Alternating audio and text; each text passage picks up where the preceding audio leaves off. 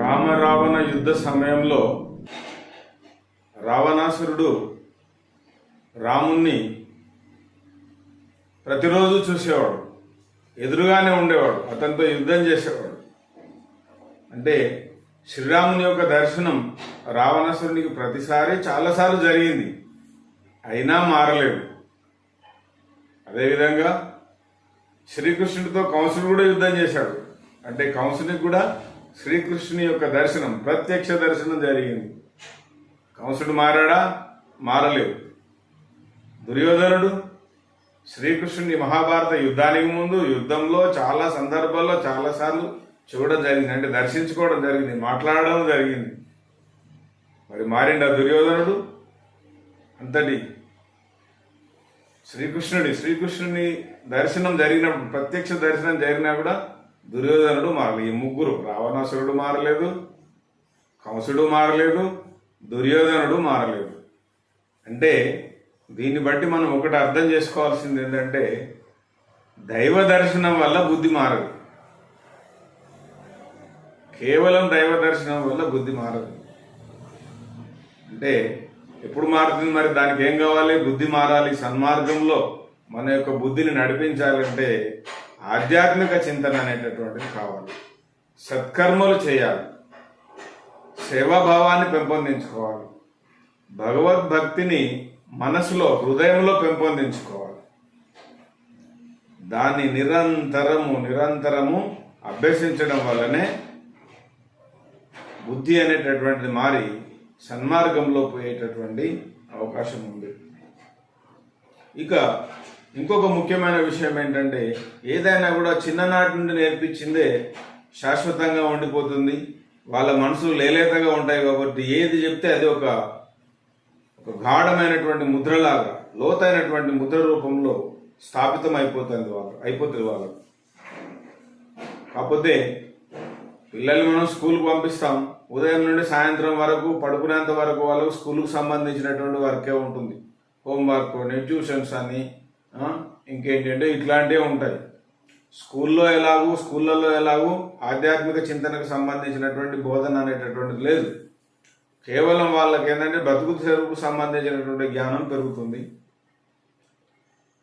అలాంటి నాలెడ్జ్ మాత్రమే వస్తుంది. అందుగురించి వాళ్ళ లోపల ఆధ్యాత్మిక చింతన పెంపొందించాలి అంటే పిల్లలకు, అంటే చిన్నప్పటి నుంచి అలవాటు చేస్తున్నది పెద్ద అయినాక కూడా అదే చింతనలో ఉంటారు, అలాంటి బుద్ధి ఉంటుంది. అందుగురించి చిన్ననాటి నుండి నేర్పించేటటువంటి జరగాలి. అది ఇంట్లోనే జరగాలి.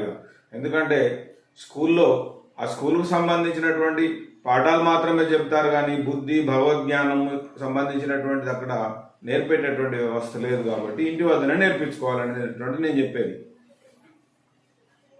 అందుగురించి కనీసం రాత్రి పడుకునే ముందన్న మనకున్నటువంటివి ఉన్నాయి కదా, హనుమాన్ చాలీసా కానీ, రామాయణం కానీ, భాగవతం కానీ, భగవద్గీత కానీ, వీటికి సంబంధించినటువంటి తత్వశాస్త్రాన్ని, ఫిలాసఫీని కొంచెంగా పిల్లలకు నేర్పించాలి.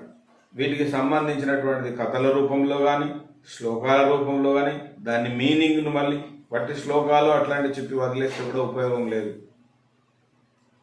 వాళ్ళకు కొంచెం నేర్పిస్తూ ఉండాలి ప్రతిరోజు. దానివల్ల వాళ్ళు మంచిగా పడుకోవడం కూడా మంచి జరుగుతుంది, పీడకలలో మంచి క్రమశిక్షణ వాళ్ళకు అలవడుతుంది.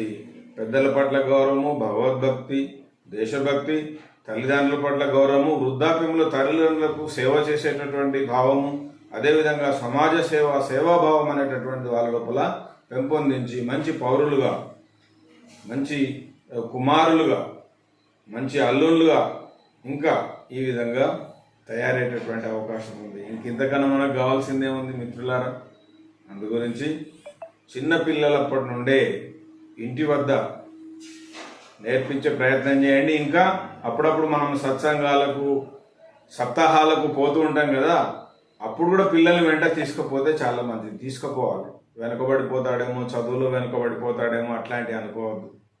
ఒక క్రమశిక్షణ, ఆధ్యాత్మిక చింతన, సేవాభావము లేనటువంటి చదువులు ఎందుకండి? తర్వాత బాధపడడం తప్ప, వృద్ధాప్యంలో బాధపడడం తప్ప ఇంకేమన్నా ఉంటుందా? మొక్కై వంగనిది మానై వంగున. పెద్దగా ఒకసారి వానికి నేర్పిస్తా అంటే ఎక్కడి నుంచి కుదురుతుంది? ఎవరు నేర్పారు? మనమే వృద్ధులమై ఉండిపోతాము, మన పరిస్థితే ఏదో విధంగా ఉంటుంది. వాళ్ళకి అలవాటు లేదు, నేర్పించలేదు. అందు గురించి జాగ్రత్తగా ఉండండి. పిల్లలకు పాఠశాల విద్య ఎట్లాగో పాఠశాలలో ఉపాధ్యాయులు నేర్పిస్తారు, ఇంటి వద్ద తల్లిదండ్రులే నేర్పించేటటువంటి బాధ్యత తీసుకోవాలి. పిల్లల్ని మంచిగా తయారు చేసుకోవాలి. కేవలం గుళ్ళోకి తీసుకెళ్ళి పూజలు చేయించి దండం పెట్టి ఆ విగ్రహ రూపంలో ఉన్నటువంటి దేవుణ్ణి దర్శనం చేయించడం వల్ల ప్రయోజనం లేదు. ఎందుకంటే వాళ్ళు ప్రత్యక్షంగా చూసినటువంటి వాళ్ళే రావణాసురుడు కానీ, కంసుడు కానీ, దుర్యోధనుడు కానీ ఇంక ఇట్లాంటి వాళ్ళే మారలేదు. మనం విగ్రహ రూపంలో ఉన్నటువంటి దేవుణ్ణి చూస్తున్నాం, దర్శనం చేసుకున్న దాన్ని మారే అవకాశం ఉంటుందా?